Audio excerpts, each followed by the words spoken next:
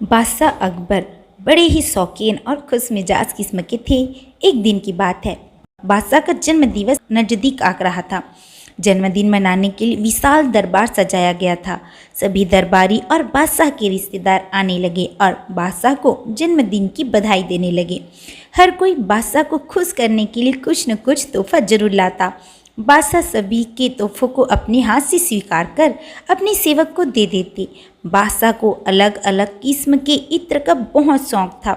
बादशाह अपने मन से आस लगाए हुए थे कि अभी तक कोई विशेष इत्र नहीं आया।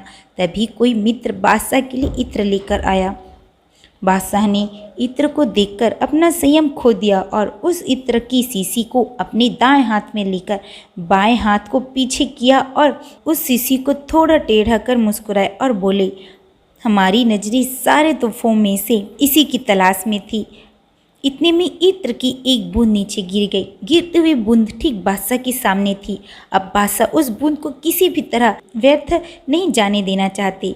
फट से बूंद को लपकना चाहा, परंतु बूंद सोफे पर गिर गई और रुई की गहराई में समा गई। बादशाह की इस हरकत को बीरबल ने देख लिया और ऐसा करते हुए बादशाह ने भी बीरबल को देख लिया। बादशाह फटाक से अपने मूल चरित्र में आ गए। बादशाह रात भर सोए नहीं, इस बात को लेकर कि बीरबल उनके बारे में क्या सोचेगा।